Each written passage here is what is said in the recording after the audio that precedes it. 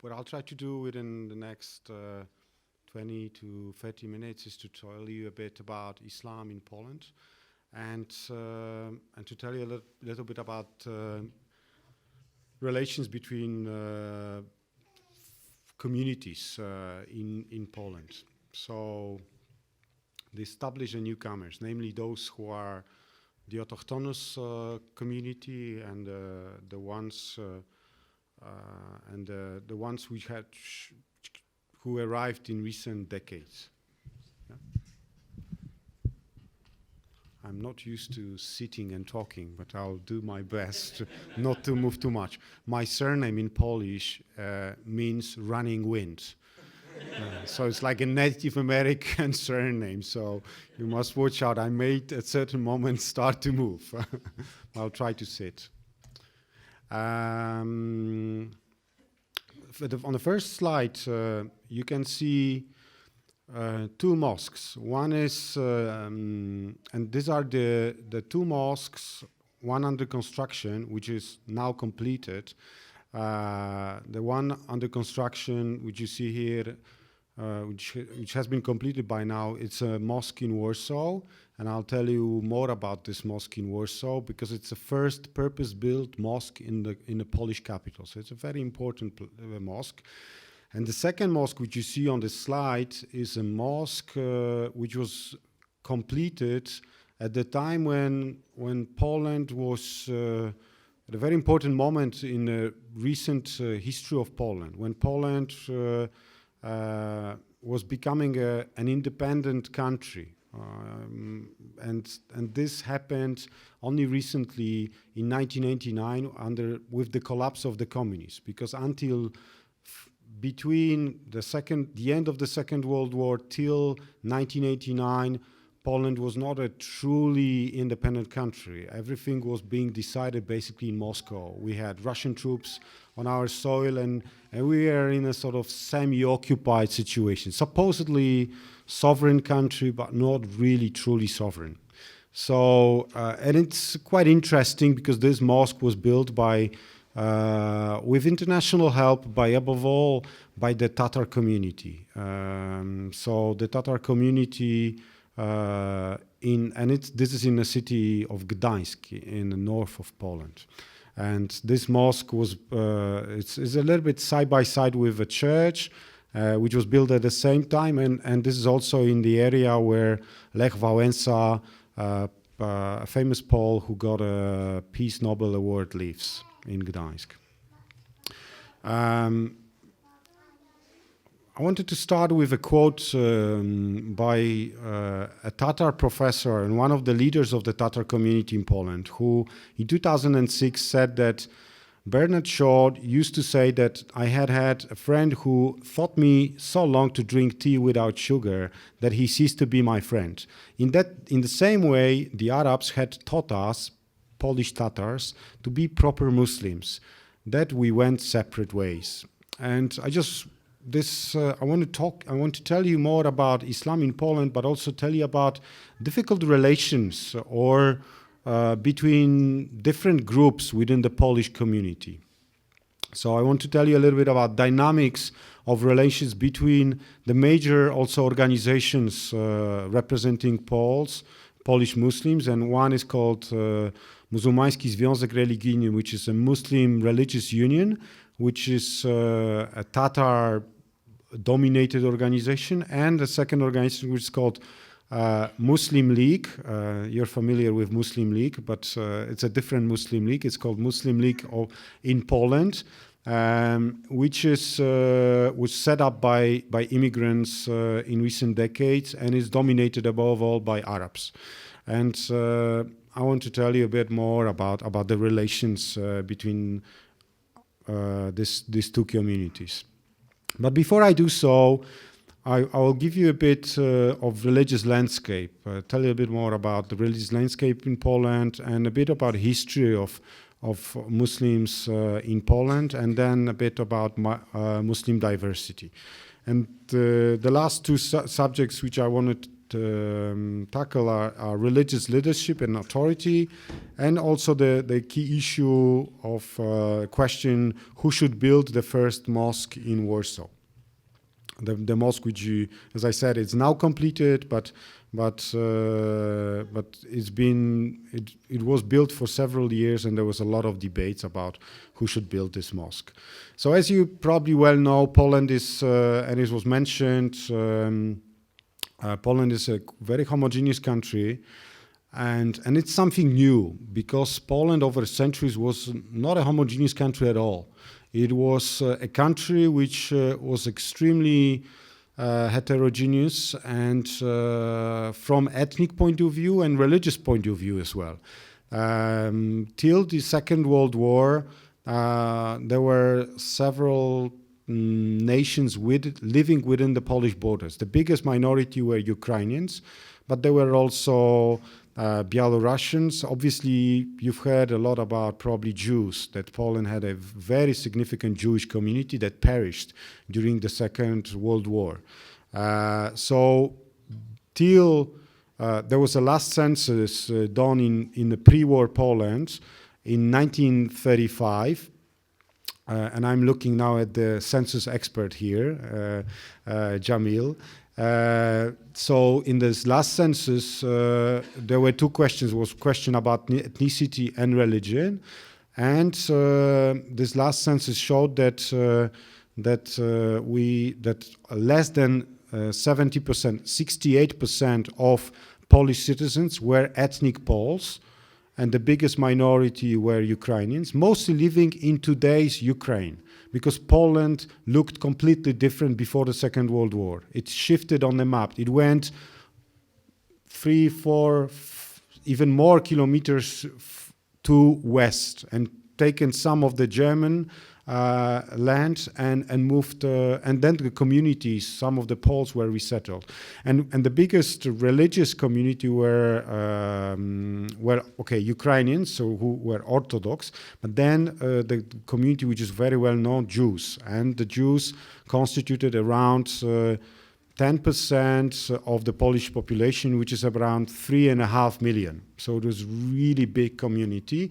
And what is very important, they were, in contrast to, for example, Ukrainians, Lithuanians, Belarusians, the Jews were spread all over Poland. And they constituted, especially in the big cities, sort of a middle class. So the city of Kraków, from which I come from, now it's a city of 1 million people. But before the Second World War was 250,000, and every fourth inhabitant of Kraków was a Jew.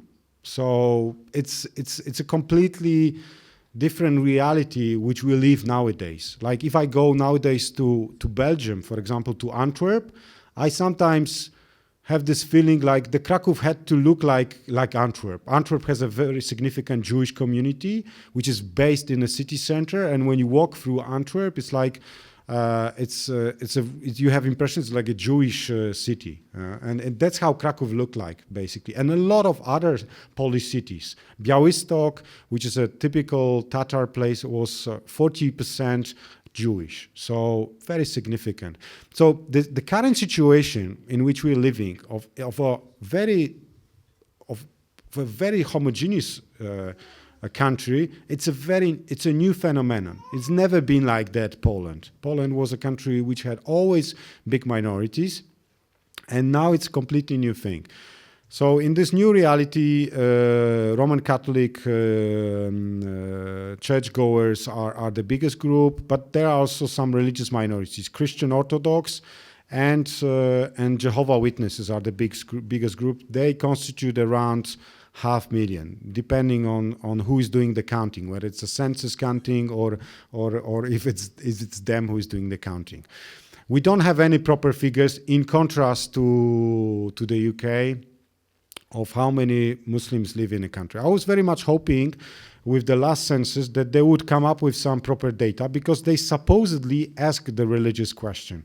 But this census, they asked the question, and yet the census was not fully was based on records. It was only in 10 or 20% was done fully in some localities, but otherwise it was based on other data coming from ministries, so they couldn't come up with a proper information about the number of Muslims. So what we have are estimations, and these estimations vary. And but I think it's between 20 to 35,000. It's more or less appropriate estimation. But then what it means that it's a very small community, because Poland is a country of 37 to 38 million. It depends if we count those Poles who live in your neighborhood, or if we don't count them. If we count them, then it's a bit more. You know that Poles obviously in a huge wave emigrated to the UK, and they constitute the biggest, very big community nowadays here. So 0.1% of the entire Polish population. It's a very small community.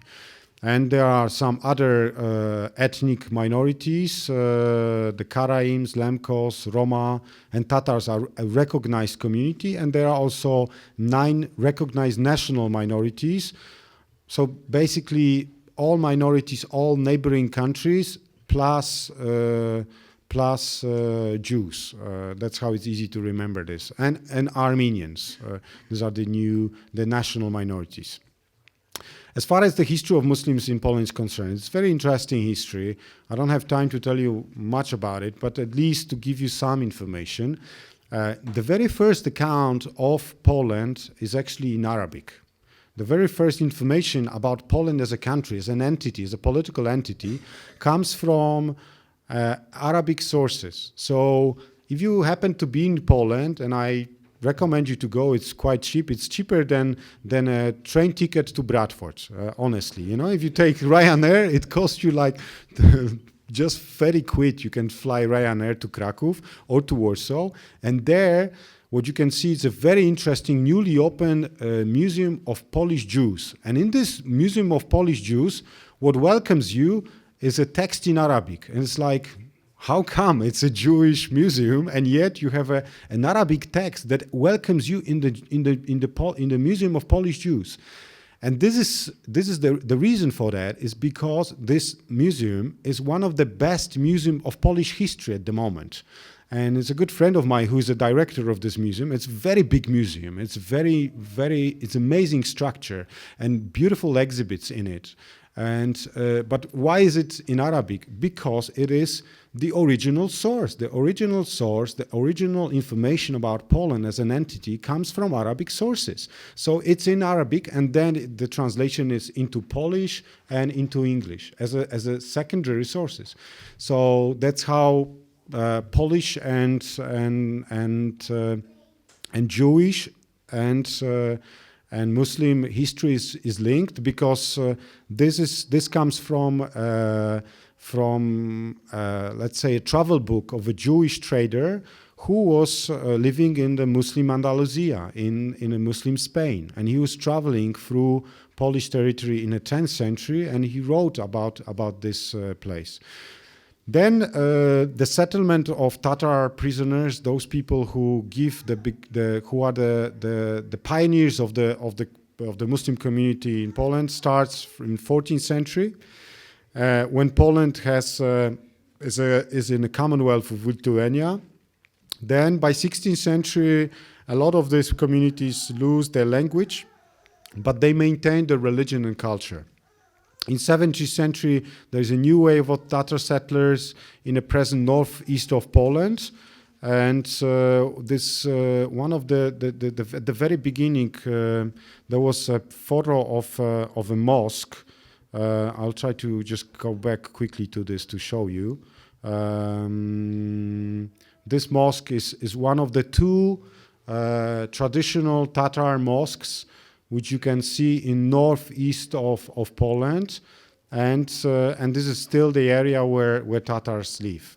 So Kruszyniany and Bohoniki, these are the names of 2 little villages where Tatars still live, and they have this beautiful wooden mosques which come from 17th century. So they are very old mosques. So they lived in Poland steadily from, as you can see, 14th century. Then after the First World War, there are 19 Muslim communities with their mosques and cemeteries. But after the Second World War, only 10% of the Tatar settlement territories remained within the Polish borders. Why? Because, as I said at the very beginning, the Poland as a country shifted on the map, and when it moved to the west, those traditional Tatar communities, which were within the Polish borders, became new countries, or after the Second World War, they became the USSR republics. So Lithuania, Ukraine, Balkan countries generally, and a bit of Ukraine. These were the places where Tatars used to live. So what we have to experience is dispersion of this very small community and establishment of new places, emergence of new places. And one of these new places where Tatars came to after the Second World War was the city of Gdańsk. And the mosque, which I showed you on the very first slide, the one which was finished, is a mosque in Gdańsk. And it's a new mosque because also the Tatars didn't live there in the past. They moved to this city only after the Second World War. What we have in the 70s and 80s is arrival of Muslim students. Poland, until 1989, was a communist country, was a socialist country, and was in a very good terms with a lot of Arab countries, with Iraq, Algeria, with Egypt to a certain moment, because of this friendship, socialist friendship. You know, Arab countries were also trying to implement Arab socialism, and there were very good political and also cultural relations. So a lot of students were coming to Poland to study. Majority of them were going back, but some decided to stay. And those who decided to stay started the new type of community of Muslims in Poland, namely a community which was made up of Arabs and other immigrants from other countries. So then after the collapse of communism in the 90s, when Poland started to grow economically, there was also emergence of Muslim professionals, businessmen, and also refugees, which is a hot topic nowadays. So Muslim community nowadays is made up of Tatars. It's around 5,000.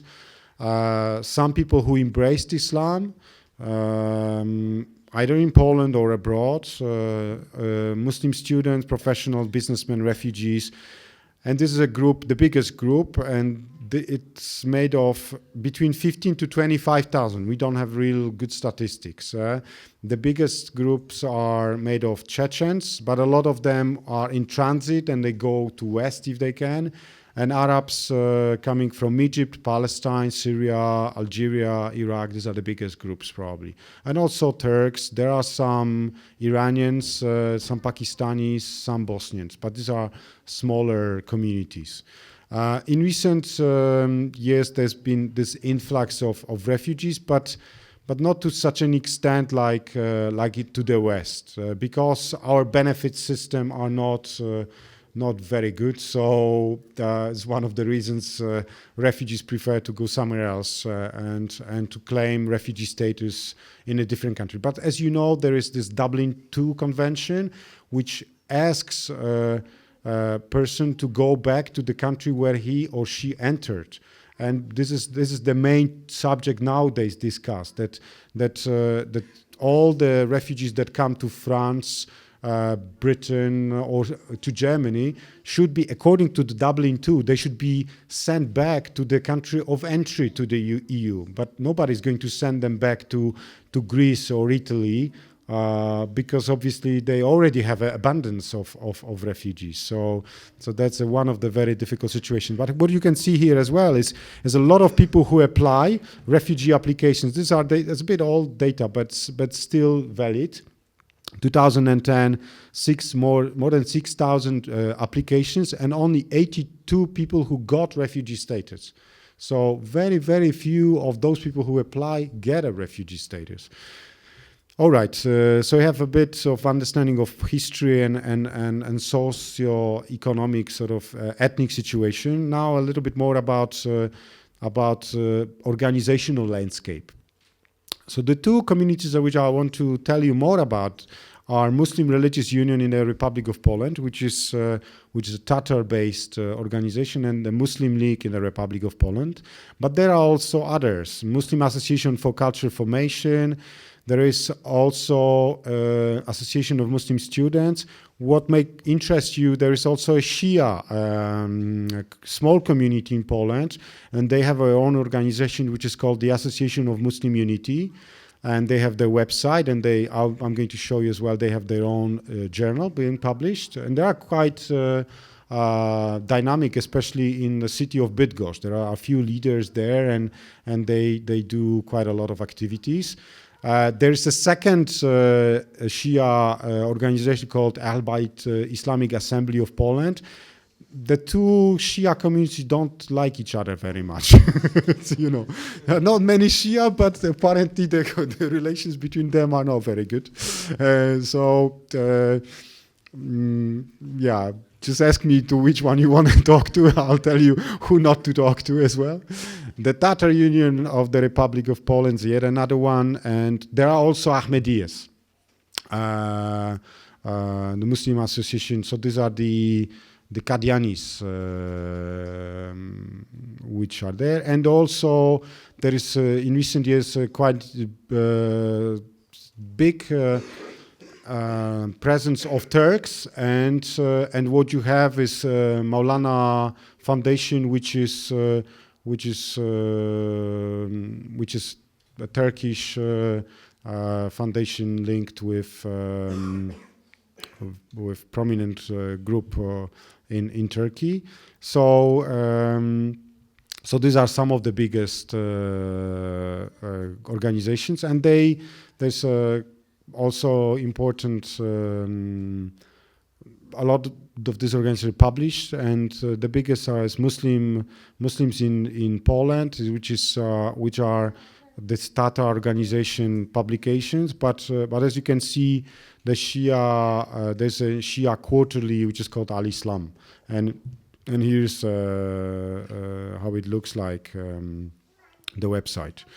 There is a significant online presence, so each of these organizations has its own website, and here you have some of the links. I can leave you the presentation later, so you can click on some of the links and check them out.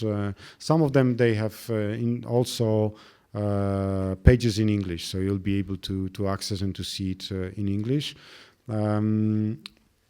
So this is about the organizations. The two important organizations which I want to tell you a bit more is this Muslim Religious Union. As you can see, it was established before the Second World War in 1925, and in 1936 Islam gained official recognition by Polish state.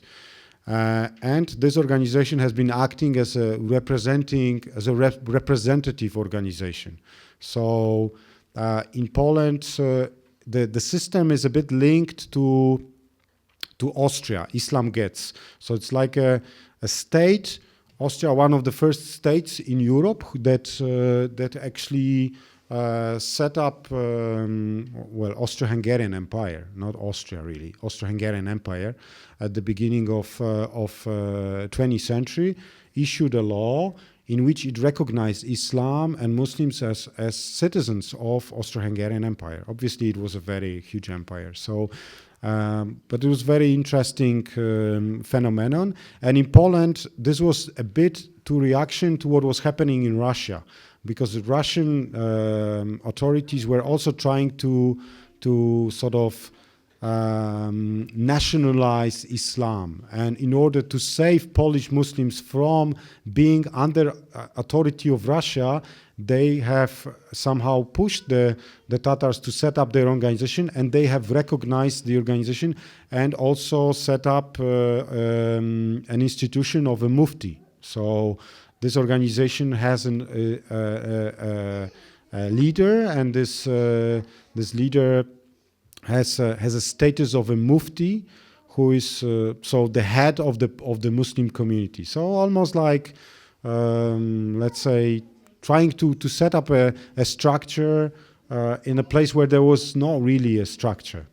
What was interesting, after 1989, there was a new legislation which allowed to set up new Muslim organization, and in this way this Tatar organization lost monopoly as the only and sole representative of Muslims in Poland.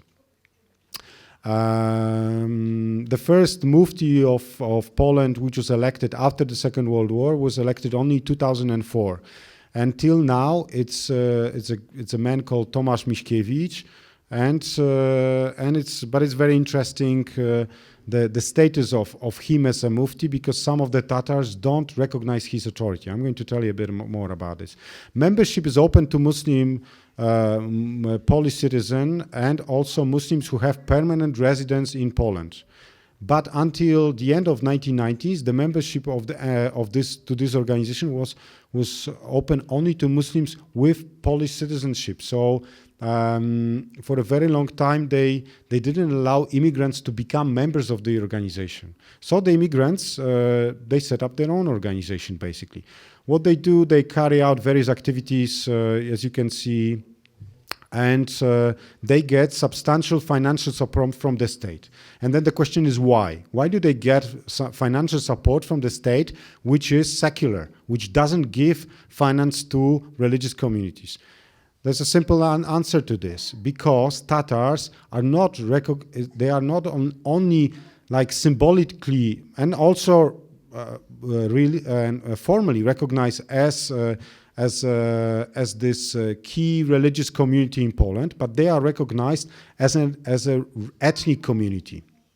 So, and as an ethnic community, they can access funding to run their schools and to also do religious activities. So through the sort of ethnic channel, they are able to access some funding. And the Act 6 of the special bill says that public authorities shall be obliged to take appropriate measures in order to support the activity aimed at protection, maintenance, and development of cultural identity of the minority. And that's very interesting. Poland, after the collapse of communism, nowadays has a system which is extremely pro-minority friendly. And it's to such an extent that we, for example, there's one, I'll give you an example. Some of the Polish schools in some rural areas are being closed down because there are not enough kids to go to the schools. And the maintenance of school costs a lot of money. So what happens, these schools in some of these areas are turning into ethnic schools. They, for example, pretend to be German schools and pretend to have and give certain classes in German in order to get more money, because ethnic schools get more money. So it's very interesting, and this is also a point of contention between Polish and German authorities, because Poles in Germany have no rights as a minority. And for example, if Polish wants to have Polish classes or Polish language at school, they have very big difficulties of getting this kind of things within the German system. So and why is Poland doing it? Well, partially it's as a result of joining the EU and the pressure from the EU to be so nicely to all minorities, and partially because we are a homogeneous country, so it doesn't cost us much. Because if there were 30% of citizens who would be belonging to minorities, then there would be, I can tell you, there would be a different story. There wouldn't be this kind of very favorable system. And in order to be a minority, be recognized as a minority, you have to live within the Polish borders for 100 years. So we have a very big minority of Vietnamese, and they are not recognized as an ethnic minority, nor as a national minority. Why? The simple answer: they didn't stay in Poland for 100 years. After 100 years, they can apply and be recognized. But till then, no chances for that. The second organization is Muslim League. So, as I said, the main idea was to they could they allowed people who were non-Polish citizens to be members and to be part of the organization. But the truth is also that they didn't get on well with the Tatars, because they perceived the Tatars a bit backward, as those who are believing in this weird kind of Islam, for example, who are slaughtering chicken during Eid al-Adha. So how come chicken? It's like, why don't you have sheep? What's the problem? But they didn't. They did, and that's the way how they adjusted. You know, it's a small community. This was the process of acculturation, integration. So they were slaughtering chicken for it. So, but when the Arabs came, they were obviously abhorred. How can you? So it's not a proper way to do. And they started to teach them, and then the conflicts, as you could see at the very beginning, started. So they have branches in all cities, and there's also, they have a very good link to foreign funding.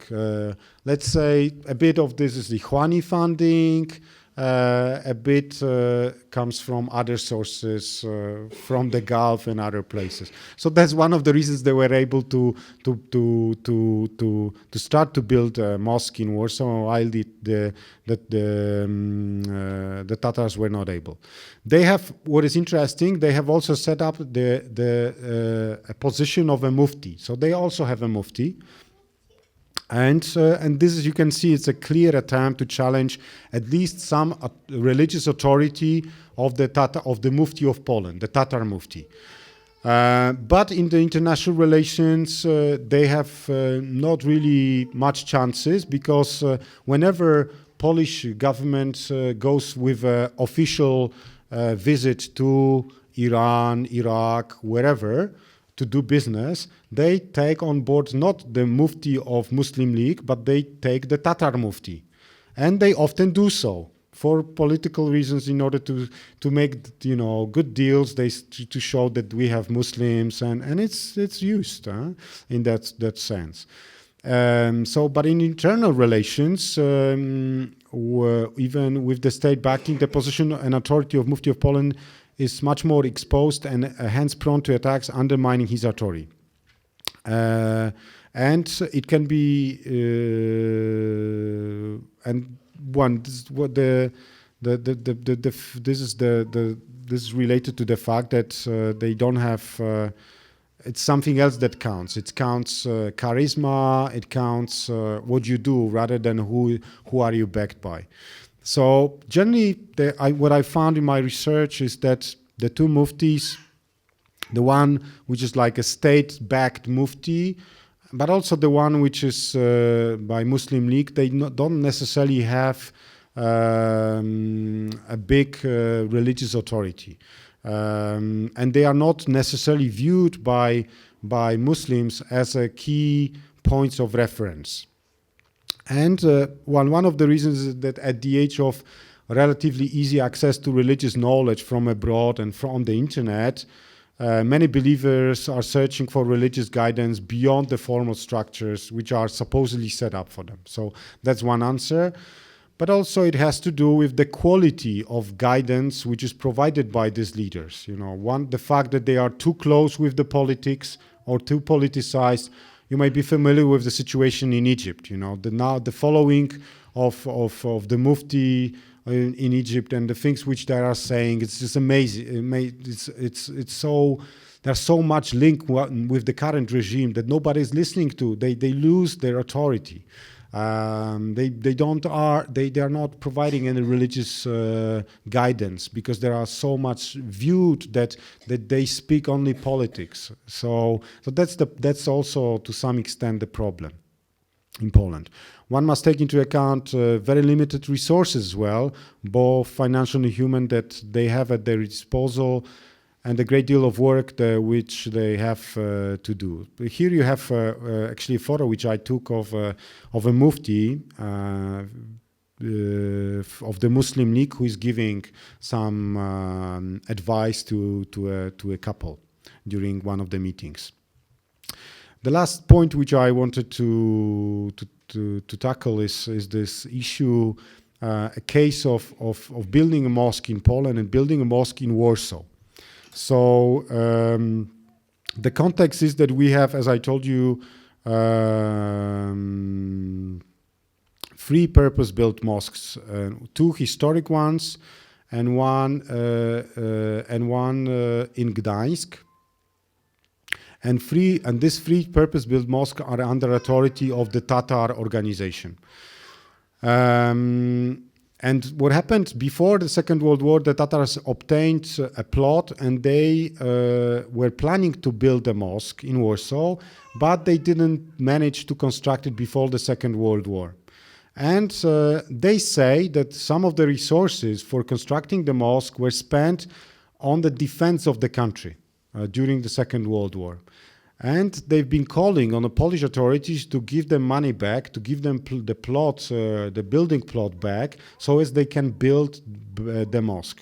But it's very difficult. Why? Simply, Polish state is secular and it's not dealing with religious matters. So it could have given them some plot and money to build a Tatar ethnic center, but not a religious center. So then there is a Muslim League. It does not control at the moment any purpose-built mosque. By now it does, because this mosque which I'm talking about is actually finished. But it had until now only prayer halls in converted buildings. It started to search for construction site in 2001. And then when they said it didn't get any support from the city authorities, it searched for sponsors abroad and quite quickly found a sponsor and 4 million Polish złotych, so they could start to build the center. And very quickly, as quickly as the construction started, also protests against the mosque construction started, and they were held by an association called Europe of the Future. And this association was arguing, for example, that this is invasion of Europe by Islam, invasion of aliens, that the mosque will be a manifestation of a terrorist civilization, so on and forth. This kind of abhorrent, stupid ideas were being put forward. But the permission was upheld and the construction started. And there was yet another interesting argument saying that the permission for the construction should be given only when the Saudi authorities would allow to build church in their own country. So, and some of the, here you have one of the graffiti on the wall saying, Islam's to Iceland. So it's go to Iceland, basically. It's a nice place of work. But what's interesting, the Tatars who wanted to build mosque themselves first, and who view themselves as this autochthonous Polish community, they said, they started to make some strange comments about it. For example, the Mufti, the Tatar Mufti, said that we have 5,000 members, but it's the Muslim League that has only 180 members, which has received fast-track permission to build a mosque. So this is one thing. Another thing which was said, that the mosque needs some dignity and it shouldn't be built so close to the shopping center. That it was apparently problematic, the fact that it's close to the shopping center for the Mufti of Tatars. There are a lot of problems and criticism from within the Muslim community. So you could see how the Tatars were trying to block building the first mosque, purpose-built mosque in Warsaw. So obviously what was problematic was not the location of the mosque in close to the shopping mall, but the fact that Warsaw is the capital city, and that immigrants were the first who were able to buy the plot and to build the mosque in the capital city, in the symbolic power center of Poland. And this was the most problematic for the leadership of the Tatar community. So that's why they were very much enraged. And just to conclude, in the state, if the state authorities are serious in support of the Tatar community and want to assist them in the efforts to hold on to power within the Polish Muslim community, they should also act more constructively in this matter. But yeah, I think it is very difficult still to do so within the framework of power. Of course, behind the official statements claiming peaceful and harmonious cooperation between these two organizations, you can see very clearly that there is some competition and there is a tension. So, but leadership and members of the two organizations in the country have been quick to learn about each other's advantages as well, and also to refrain from open criticism. And for example, leaders of the Muslim League increasingly talk with appreciation about the heritage of the Tatars and talk about them as older brothers. Why the Tatars in growing numbers are also happily cooperating with the Arab brothers, and so there's some cooperation. And just the last quote from some of my interviews, there is now much less lecturing of Tatars by Arab Muslims. At the same time, the Tatar population has changed significantly. A lot of people have ceased to eat pork and drink alcohol, which was happening.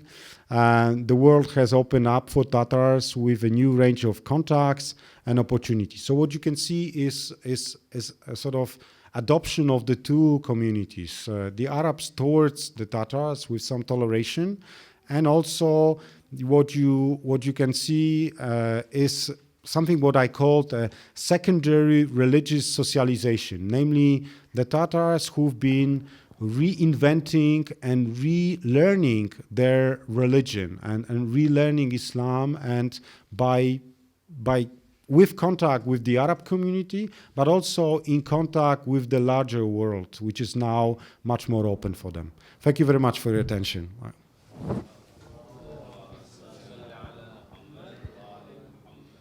Oh, we have some time for questions. Any questions from the sister side first? No? On the right side, yeah.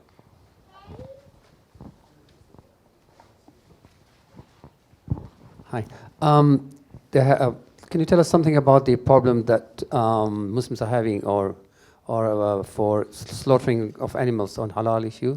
Mm-hmm. It was banned. Is it still banned? And even though I think economically Poland has lost because of that, if it has lost, and also any Islamophobic events taking place in Poland, mm-hmm. against Tatar Muslims or against the non-Tatar Muslims? Yeah, sure. Thank you very much. Very good question. I'm Islamophobia. I'm working on, and as far as ritual slaughter is concerned, is also very important because, as you rightly pointed out, economically, Poland was greatly contributing from selling meat to various Muslim countries, and Poland is a huge meat producer. It doesn't have a big Muslim community, but apparently it was producing a lot of, setting up a lot of butcheries, halal butcheries, and sending meat abroad. We would have to start from the very beginning, probably. The very beginning is that animal rights group becoming increasingly strong in a country and increasingly vocal. And these animal rights groups have led to a bill which somehow contradicted the current legislature, which allowed ritual slaughtering. Similarly to Western Europe, it's very much linked with the rights being given to Jewish community above all. So it's the kosher food basically producers who've been for whom this legislature has been sort of produced initially. And then what happened with this increasing strength of the animal rights groups, there was big pressure on the government to set up a bill contradicting basically banning ritual slaughter. But then what happened was, and this is partially not because of there was a bit of lobbying from Israel, and Polish government is listening to what Israel is saying, very much so. As Poland is a big friend of the best friend of Israel generally in the European sort of quarters, because of the history, because of the Holocaust, many reasons.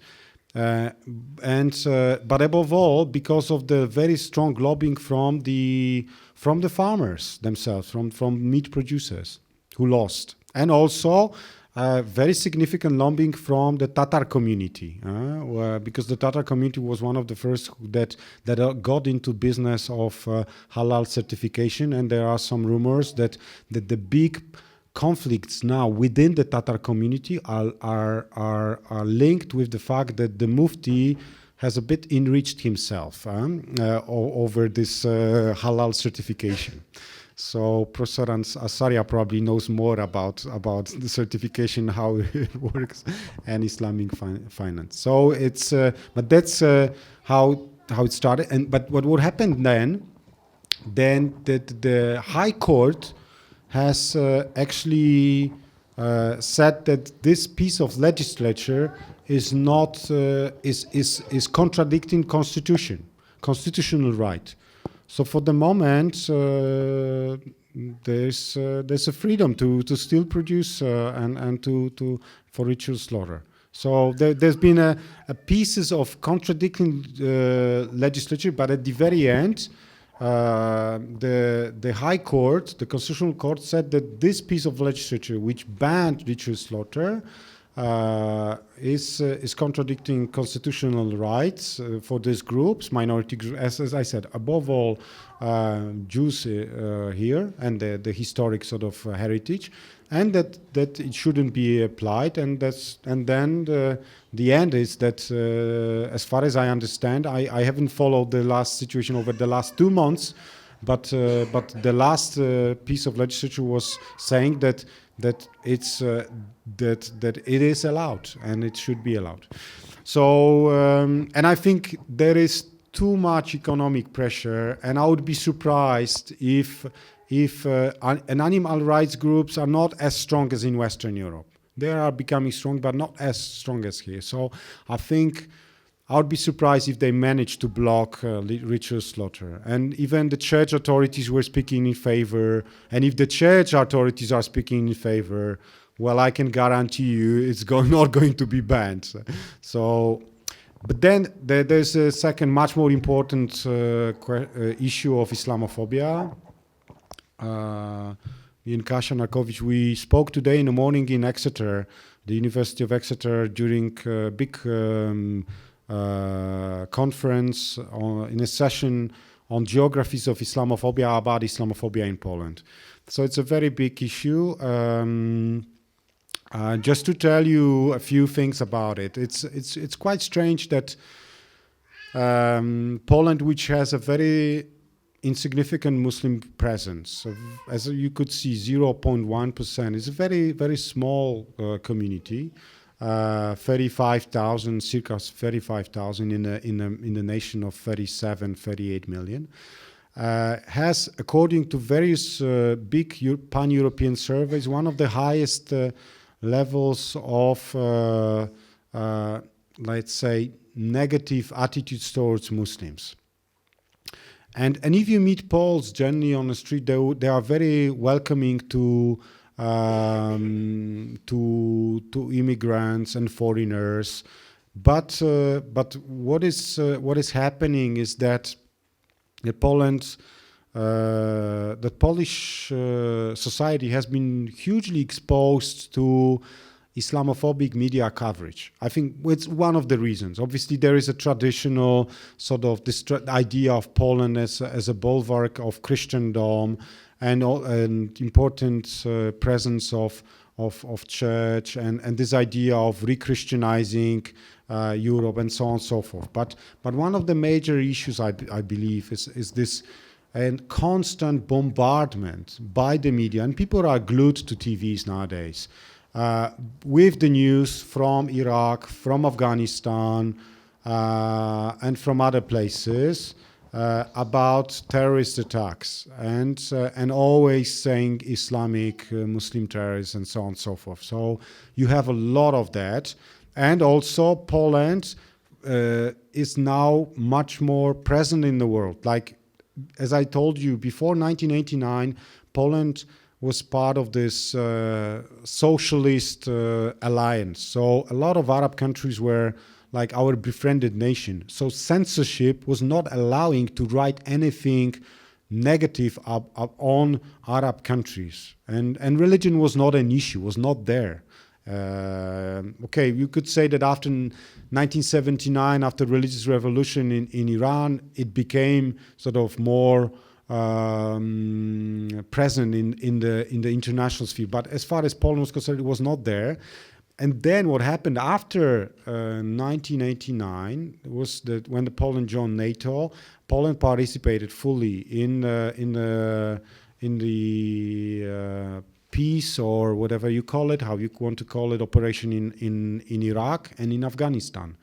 And many Polish soldiers died in Afghanistan and Iraq. So obviously a lot of Polish families were affected by a phenomenon which is always depicted without much nuance as a Muslim terrorists. So that's one of the possible explanations. There are many other, and as far as the Islamophobic accidents, they do happen. This traditional Tatar mosque was vandalized with some awful graffiti with a pig. There were some. There was during this ritual slaughter sort of campaign. The doors of the mosque, which I showed you on the very first slide from Gdańsk, the doors of the mosque were set on fire. So there are smaller or bigger accidents happening. But what is above all worrying is a very negative attitude of Poles towards Muslims, and that's what you can see in bigger quantitative research.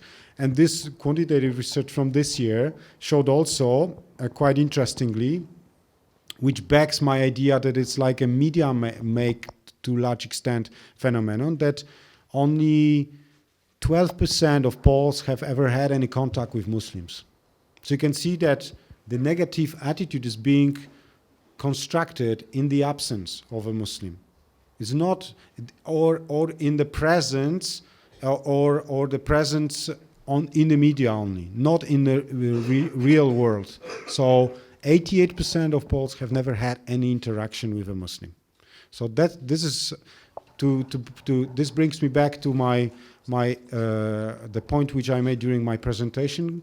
You have to support Ryanair. You have to fly to Poland and to meet the real. Yes, you're all invited. Any final question? One question. Yeah. Last question.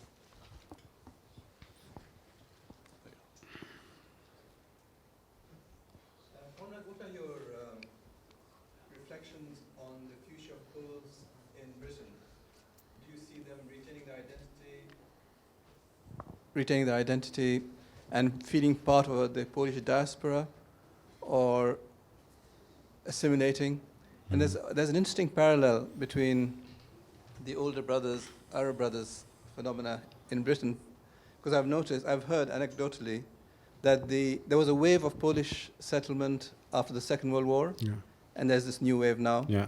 And the new wave, when they go to the Polish churches, they are quite strict about observance, and there's a tension with the older generation who they see as being very lax. Really? Yeah. All right. So that's one question. The other question was to do with the Jewish history in Poland. And I've read that during the 19th century, one of the reasons for resentment within Poland was that the Jews wanted to set up a separate state within Poland. There was a separatist trend. And is that true? And do you think that is part of the reason why there was this tragic results later on? Mhm. Okay, starting maybe with the Jewish question. Well, this is the Zionist movement. Obviously, was very much there. It didn't start in Poland. Theodor Herz was living. The whole movement, as you know, started in Austro-Hungarian Empire, and that's where he wrote his pamphlet on the state of Israel, and this pamphlet is one of the greatest business plans of how to set up a country, and as you know, there were some ideas where Israel should be located, and some of the initial plans were not necessarily in Palestine, but also in Argentina, for example. So obviously, yes, Zionist movement was very much was very active in Poland because for economic reasons, for political reasons. Well, Jews were very, it was a community quite well established. Those who lived in, especially in the cities, not all of them were so. In large part, it was a very poor community because there's this idea that there was a well-off community, but not necessarily. In the villages, they were quite poor, and but they were politically sort of mobilized, and they could see what was happening around them. They could see Hitler and Nazism and the attitudes towards them. So it was a sort of a natural reaction to set up, but not a state within Poland. They couldn't do so. To set up a state to move, obviously, immigrate from Poland to Palestine, and this migration was happening before the Second World War. A lot of Jews from Poland migrated to Palestine, to British Mandate Palestine before the Second World War, and nowadays. As I sometimes joke and say, we don't have just one president, we have two presidents, because we have one president in Warsaw and we have one president in Jerusalem, because Shimon Peres he was born in Poland. His real name is Simon the Persian in Polish. Peres is in Polish. His original sort of Polish surname was Perski, which means Persian. Simon the Persian. That's his Polish name. That's how he was born. So that's what you have, but not a state within Poland. Obviously, Jews were very sort of influential community in pre-war Poland, but never could really establish a state, a Jewish state within Poland. They had a lot of secular Jews, and until today they are still there, in spite of Holocaust, in spite of the migration after the Second World War. Some decided to stay, some decided to move or were forced to move. One of the best Polish sociologists is living in your country. His name is Zygmunt Bauman. And Zygmunt Bauman was forced to leave Poland in '68. He went to Israel, but he didn't like Israel very much, the reality of Israel. And then he moved to the UK, and he's now emeritus at Leeds University. And his grandson is one of the leading lawyers representing Palestinians in Israeli courts, Michael Sfard, whom I interviewed and several times. He's a good friend of mine. Is one of the greatest Israeli lawyers who are fighting for the Palestinian rights in Israeli courts. It's amazing, and his organization Yesh Din is doing an amazing job. So if he will ever come to he does come to the UK. I'll send you his details, and maybe he could come and tell you a bit about what he's doing. He's doing maybe some of you have seen a film called 5 Broken Cameras. So this film tells about him, because he was representing some of these persons in the Israeli court. As far as the extremely, you are asking, Jamil, very complicated questions. What will be the future of Poles in this country? Probably they will all embrace Islam, and that's the answer you'd like to hear. All right. No, only the most beautiful ones will. The truth is that I have no clue. Nobody knows that. I'm not a prophet to tell you. I'm just a sociologist. But I can tell you what are some of the possible scenarios, obviously. Looking from the past of how Poles have, what happened to the Polish migrants in the past. So when you look, Poland, as I told you, is 37, 38 million people living in Poland. But you have around 20 million plus Poles or people of Polish origin who live abroad. And one of the biggest diaspora are in the United States of America. Yeah, so it's around 10 million people who have Polish origins. Those who speak Polish or only have Polish names, who come from Poland. So the diaspora concept is very all-embracing. It depends how you define it. But when you define it very loosely, saying people of Polish origin, you have huge number of people living in the States, in Canada, in Brazil. At the end of the beginning of 20th century, there was a huge wave of migration from Poland to Brazil. There's around 2 million people in Brazil who have Polish surnames. They can't speak Polish, but they still have some affinity to Poland. And they lost religion. They lost their language. They almost lost their culture. But they kept this religion, definitely. So definitely the vast majority of Poles will keep their religion while living in this country, that's for sure. Like the similar way how the Pakistanis, the Indians have kept to their own religion, Muslims from South Asia. But it's also very difficult to say something certain about this particular wave of migration, because each wave of migration has its own characteristics. So like, for example, those migrations in the past to Brazil, to America, were above all migration of people who were, let's say, farmers and working class or underclass even in sort of economic terms. And what you have in the current migration of Poles to the UK, but also to other countries, according to the last census, there's more than 2 million Poles that left the country within the last sort of decade or so, post-accession migrations, as we call them. Poland joined EU in 2004, and there was this huge wave of migration to the UK, but also to other countries, to Germany. It's a huge wave of migration to Germany, to France, to Italy, to Scandinavian countries, Norway, Sweden, everywhere. So, but obviously the biggest is here, so the most visible one as well, community. But this community is so different from the communities of the past. These are very young people and often quite well-educated people. Not majority of them, but often. And also you have new means of contact.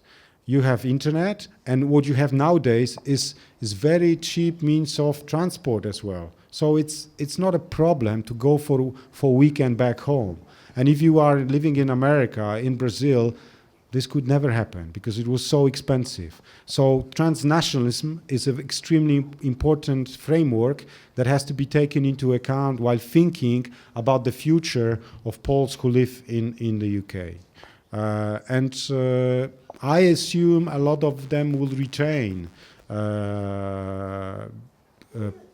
Polish language. They will retain religion to some extent, those who have it, because a lot of young people, and I'm surprised what you're saying about the clash, because I know some of the old Poles. I remember I was working at Bradford University 2003, so just before this arrival of the wave. And I had a lot of interesting contacts with the Polish community in Bradford, which was made up of people who were in their 50s, 60s, and 70s.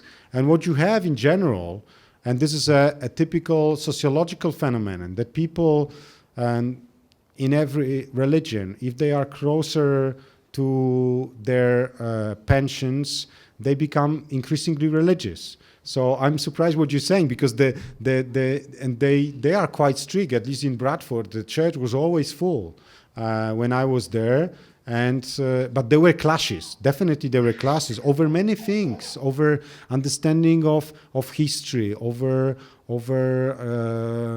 for example, those who came here after the Second World War, they never considered Russians as Russians. The Russians were Soviets and were communists, were terrorists, and so on and so forth. And for contemporary Poles, Russians are problematic, but they are not viewed with so hatred as for those people who were forced to come to the UK because Poland was occupied. So there are many, obviously, I would say, generational problems, but in terms of religion, I'm surprised, because I would be surprised to hear something like that, because a lot of them are very religious. So Thank you very much. I think we'll end there. Salawat. thanks. Thank you.